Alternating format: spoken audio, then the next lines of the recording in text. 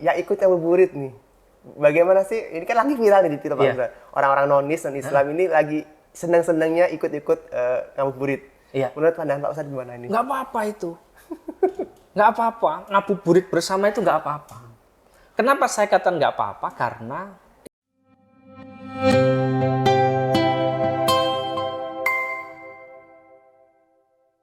Assalamualaikum warahmatullahi wabarakatuh.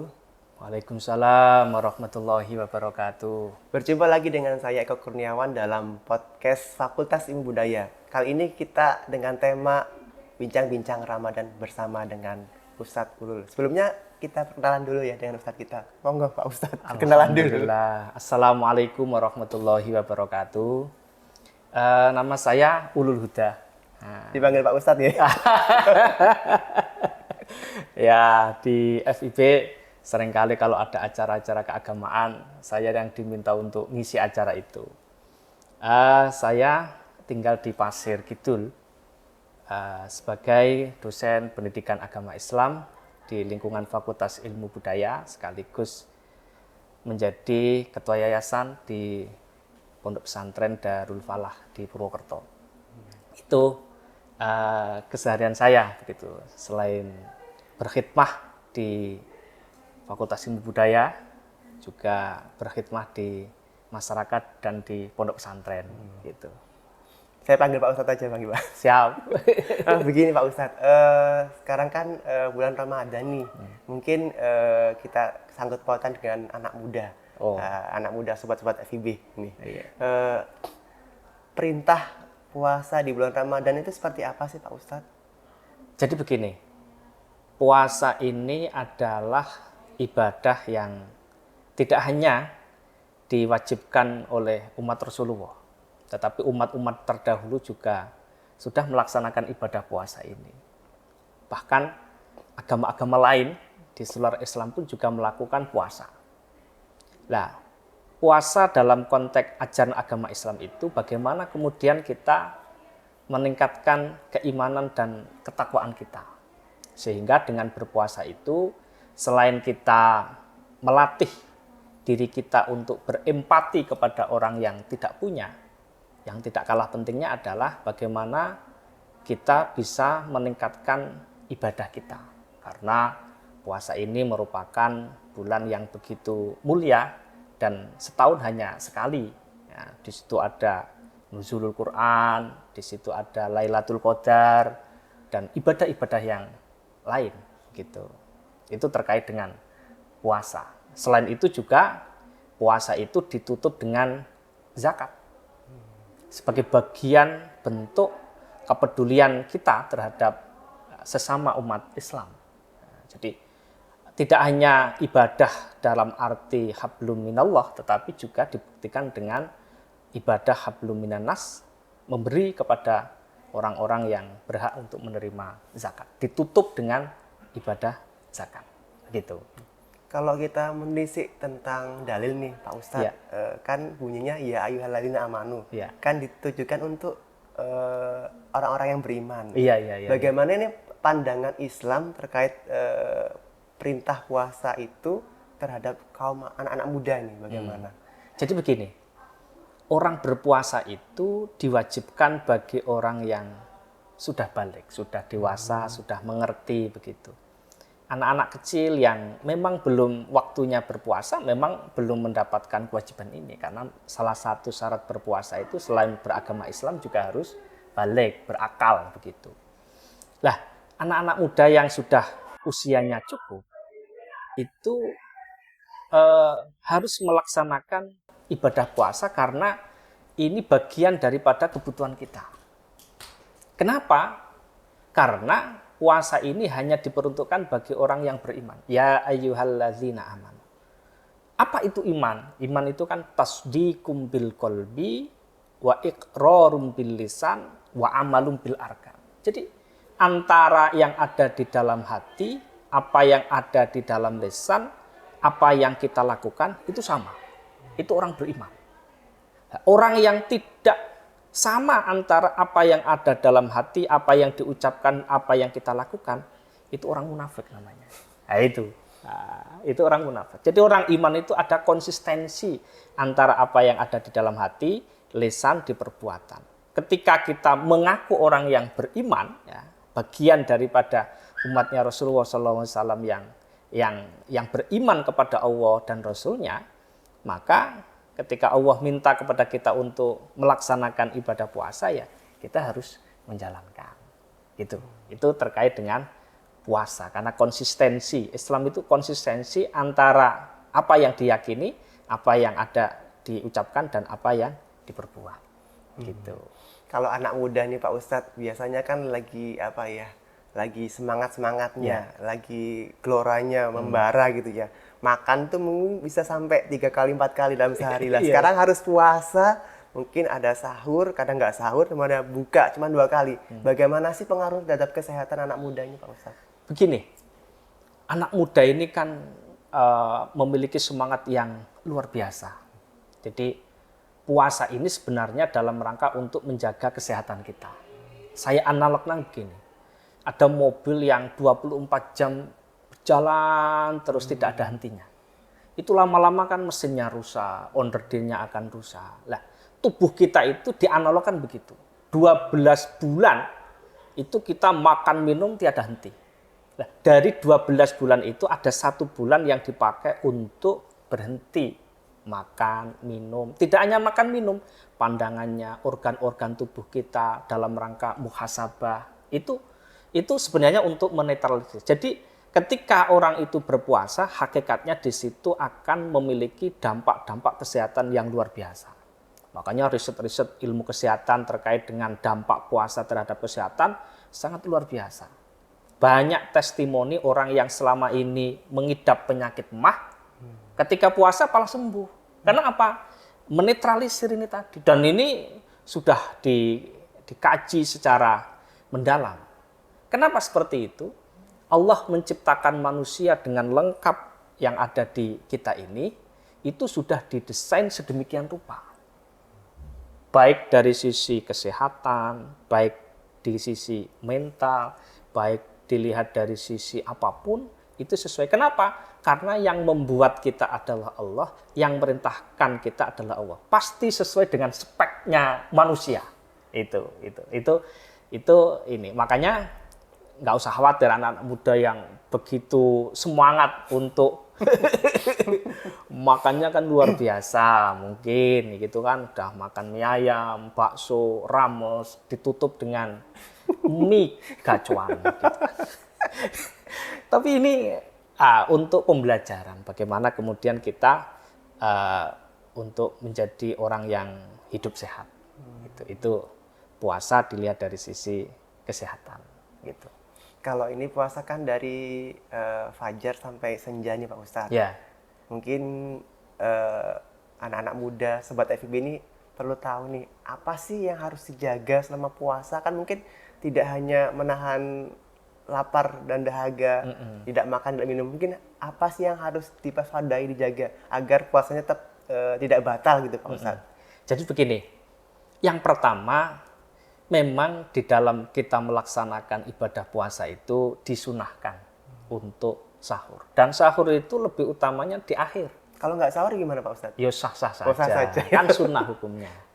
Nah, tetapi sahur itu menjadi hal yang penting. Makanya Rasulullah menyampaikan, tasahhuru fa inna fis sahuri barokah.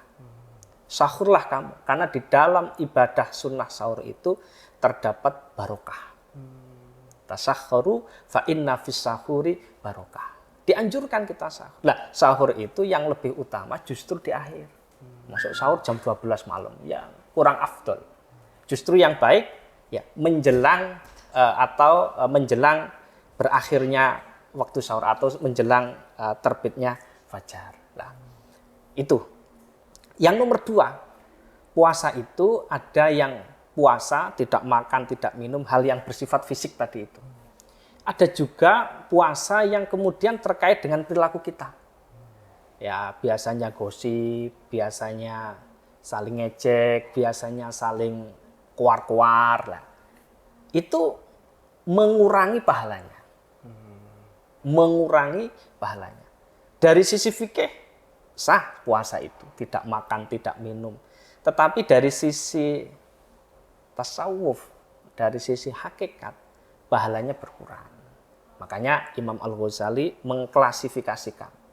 Ada namanya saumul am, puasanya orang umum. Itu ya puasa, ya tidak makan, tidak minum. Tapi selalu tetap melihat infotainment, Gosip gitu ya, gosip gitu kan, dan lain sebagainya. Atau tangannya kalau sekarang kan di medsosnya masih jalan terus, mengomentari apa saja dikomentari gitu. Itu dapat pahala, ya tetap dapat pahala. Tetapi itu puasanya orang umum. Kalau di atasnya lagi itu biasanya orang-orang tertentu, tidak hanya makan dan minum, lisannya puasa, hatinya puasa, matanya puasa, dan lain sebagainya.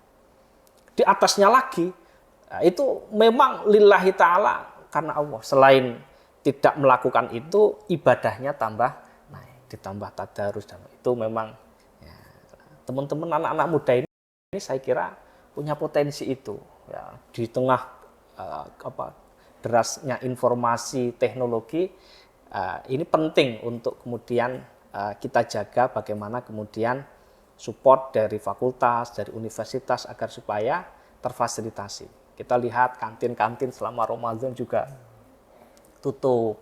Kemarin saya jadi ketua kampung Ramadan. Amalia Ramadan itu menurut saya bingkai, tidak hanya tadarusnya iya setiap hari Jumat, tetapi ada nyanyian religi. Antusiasnya sangat luar biasa. Waktu kita mengadakan lomba nyanyi religi, UKM-nya banyak yang tampil ya di sana, macam-macam. Kenapa? Ya puasanya anak-anak generasi milenial kan begitu, harus kita buat sedemikian rupa biar ada istilah ngabuburit bareng dan lain sebagainya. Ini menurut saya nggak apa-apa, yang penting kita bisa menjalankan ibadah puasa di Ramadan ini. Ini juga ada pertanyaan nih Pak Ustadz dari anak-anak muda ini. Mungkin yang setiap tahun mungkin hampir ditanyakan ini terkait rutinitas ibadah puasa. Misalkan yang pertama ini Pak Ustadz, bagaimana sih hukumnya kalau puasa ini isinya itu hampir dari siang sampai sore itu tidur?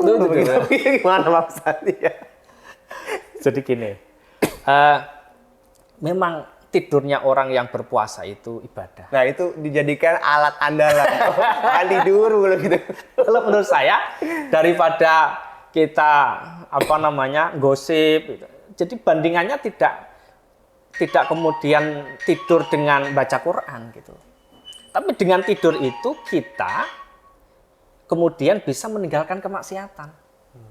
Jadi bandingannya bukan antara tidur dengan baca Quran, yaitu tingkatannya ulama begitu ya. Anak-anak ya di awal-awal ini daripada kita gosip, kemudian ngomongin sesuatu yang tidak ada manfaatnya, tidur niatnya tarkul ma'asi, meninggalkan kemaksiatan. Nah, itu luar biasa. Jadi ini nggak apa-apa saya kira, nggak apa-apa untuk melatih diri kita yang kemudian bagaimana kita support ibadah ini gitu. Tapi puasanya katakan mulai jam 4.30 begitu. Mulai tidurnya jam 5, bangun jam 5 lagi lah. Ini kalau dalam agama itu orang yang merugi. Puasa tapi malah meninggalkan sholat zuhur. Lah ini kan ibarat orang ingin banyak tapi malah kehilangan yang lebih banyak gitu. Berarti boleh tidur asalkan tidak meninggalkan sholat. Sholat tetap gitu. Beribadah gitu. Dengan tujuan meninggalkan maksiat. Gitu. Bandingannya dengan ibadah, bandingannya meninggalkan kemaksiatan. Itu luar biasa gitu.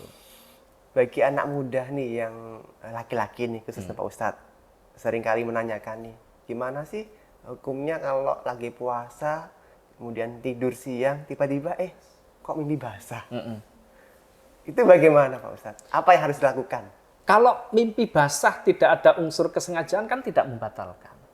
Jadi yang membatalkan itu ketika kita, mohon maaf ini, lihat video porno.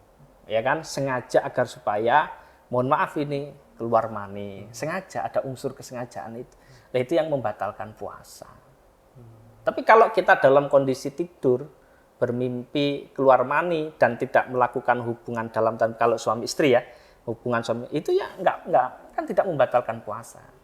Yang membatalkan itu ketika kita justru tadi itu keluar maninya itu karena ada ada upaya kita lah gitu.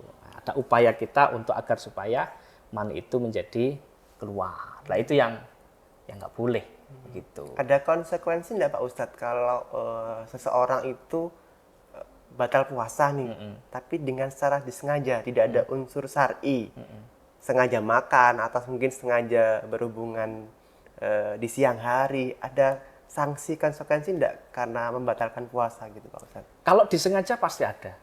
Ya, jadi contoh gitu. Kalau kita ini hubungan suami istri, ini suami istri loh ya, suami istri. Sengaja, sengaja. Artinya ini suami istri yang sah begitu. Itu ketika dia melakukan itu, ini ada semacam dendanya. Ya. Pernah suatu saat sahabat itu menemui Rasulullah. Ya Rasulullah, saya nggak kuat ini. Kenapa? Saya baru saja hubungan suami istri. Ini suami istri yang sah.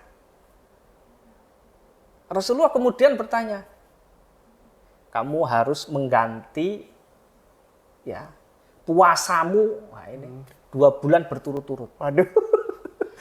Itu meninggalkan 1 hari, Pak. 1 hari diganti dengan 2 bulan berturut-turut. Iya. Kalau lobang-lobang nggak boleh Pak Ustadz. Harus 2 bulan. Iya, 2 bulan gitu ya. Iya. Terus ditanya, ya Rasulullah, wong sebulan saya saja nggak kuat, apalagi 2 bulan, nggak kuat. Ya sudah, kalau enggak, kamu tak kasih denda. Itu mengganti tidak berpuasa, tetapi kemudian harus membayar fidyah. Sahabat, ya Rasulullah, saya ini orang yang paling miskin di kampung saya gitu loh. Jadi akhirnya Rasulullah tersenyum gitu loh. Ya sudah, ini ada makanan untuk kamu saja. Jadi itulah Rasulullah. Ketika ibadah-ibadah yang kemudian memang benar-benar kita tidak mampu, ada beberapa rukhsah yang kemudian diberi alternatif bahwa ya nggak apa-apa. Bahkan kemudian dibantu oleh Rasulullah. Itu cerminan kearifan dan kebijakan dari Rasulullah. Nah, kalau malam hari boleh. Ini kan di siang hari, di waktu kita melaksanakan ibadah puasa. Terkadang orang nggak melakukan itu ya pagi, siang, malam. Bukan, kalau kita sudah berbuka malam, boleh berhubungan suami istri. Yang dilarang itu ketika di saat menjalankan ibadah puasa. Gitu. Jadi anak-anak muda, ya kalau bisa, yang biasanya, mohon maaf istilahnya anak muda itu apa ya? Gebetan. Gitu. Nah itu kalau bisa diurungkan dulu ini karena di bulan suci Ramadan. Pacaran. Ya, begitulah kurang lebih. Berarti ini kan stop dulu ya. Ya, sementara ini bulan suci. Kalau bisa jangan pacaran dulu gitu.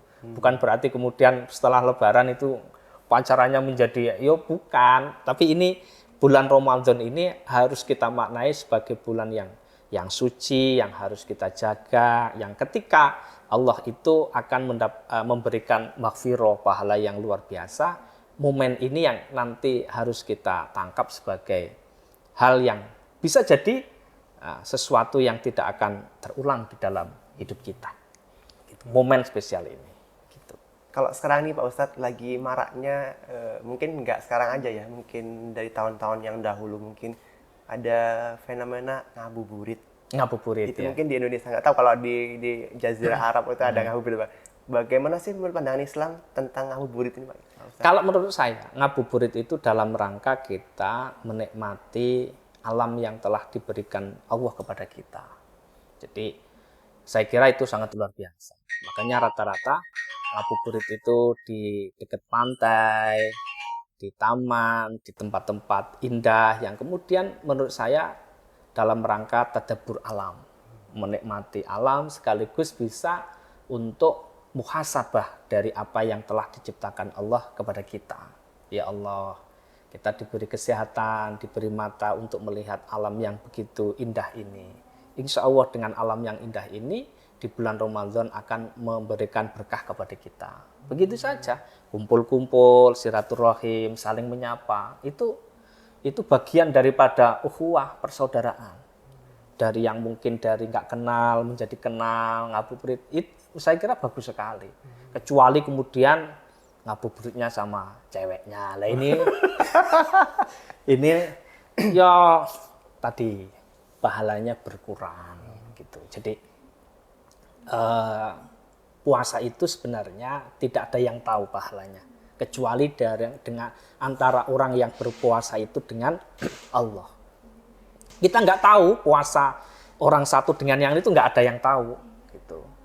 Karena yang tahu pahala kita itu hanya Allah dan orang yang menjalani. Kan nggak tahu kita hati kita dan lain sebagainya. Makanya orang beriman itu orang yang konsekuen, hati, ucapan dan perilakunya itu begitu-begitu.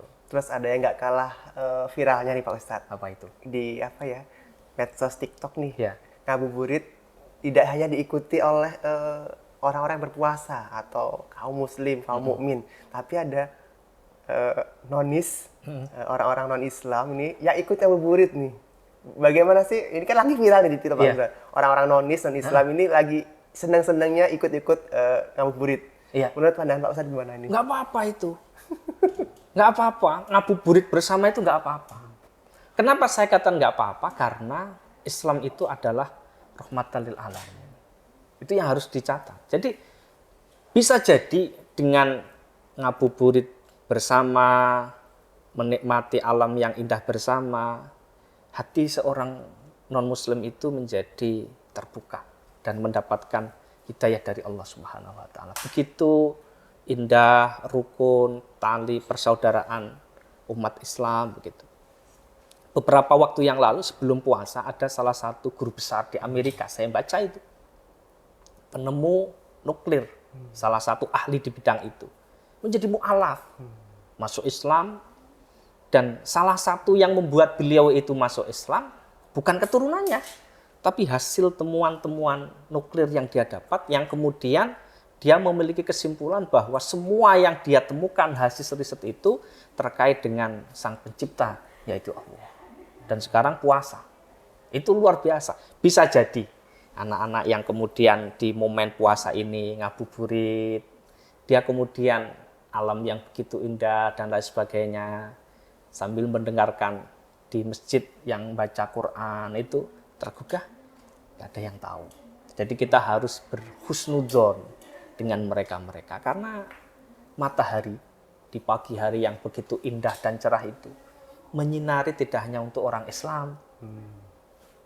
Malamnya mabuk juga disinari. Iya benar. Iya kan?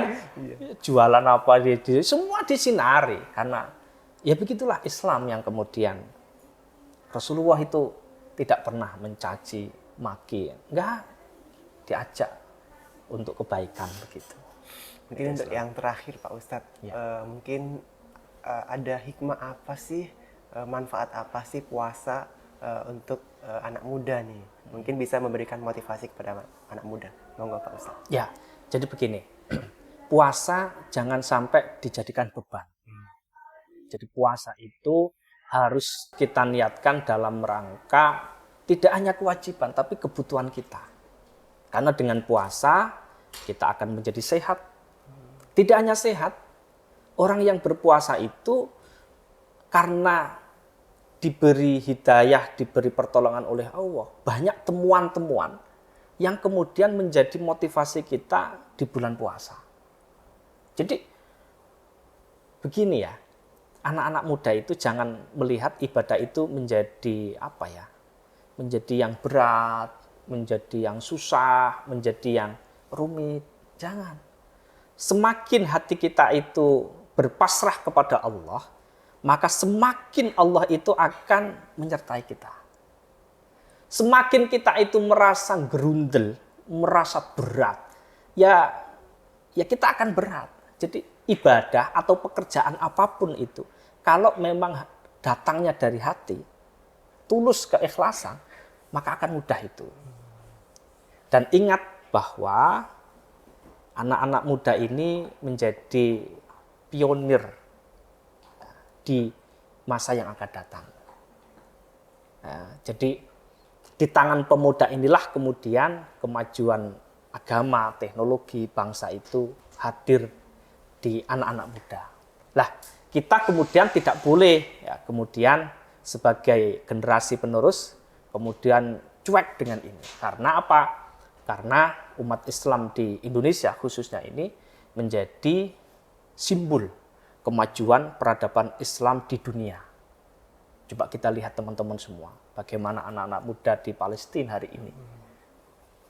Kok puasa ya, untuk sholat saja dia harus dijaga dengan senapan, dengan tembak dan luar biasa. Itu menangis kita. Kita di sini difasilitasi yang luar biasa. Ada ngabuburit, ada buka bersama, ada macam-macam. Kita harus bersyukur itu. Karena saudara-saudara kita yang ada di sana itu menjalankan puasa itu begitu sangat berat gitu. Terutama saudara-saudara kita yang ada di Palestina yang hari ini tidak hanya puasa, sholat di Masjidil Aqsa saja sangat sulit di sana. Oleh karena itu, mari di momen yang penuh berkah ini kita menjalankan ibadah puasa dengan baik, dengan ikhlas, yang tidak kalah pentingnya, yang berbeda dengan negara-negara yang lain. Di puasa itu konon survei membuktikan makanannya lebih enak. Ya bang enggak? Konon juga ini di sana itu rata-rata bajunya juga baru. Nah, yang tidak kalah pentingnya ini, dan ini hanya ada di Indonesia. Itu mudik lebaran. Mudik lebaran. Rasanya luar biasa. Dan ini di kita, kreativitas bagaimana akulturasi agama dan budaya hadir di tengah-tengah kita. Jadi memang puasa di Indonesia itu begitu sangat semarak. Kenapa semarak? Karena begitu antusias menyambut Ramadan itu dengan hiruk pikuk yang ada. Ini anak-anak muda harus kreatif bagaimana mendesain puasa dalam konteks menahan lapar dan minum dan lain sebagainya, tetapi juga bagaimana mereka bisa mendesain puasa ini juga lebih kreatif berbagai macam kegiatan dalam konteks amaliyah Ramadan gitu. Baik, terima kasih Pak Ustadz. Itu ya Sobat IVB tadi obrolan kita dengan Ustadz Ulul terkait dengan bincang Ramadan. Semoga Sobat IVB semuanya bisa menjalankan ibadah puasa dari awal sampai akhir nanti ya. Amin. Dijalankan dengan hati dan ikhlas, semoga ibadahnya menjadi mudah gitu Pak Ida ya. Amin, amin, baik, itu saja dari kita semua. Kita akhiri. Assalamualaikum warahmatullahi wabarakatuh. Waalaikumsalam warahmatullahi wabarakatuh.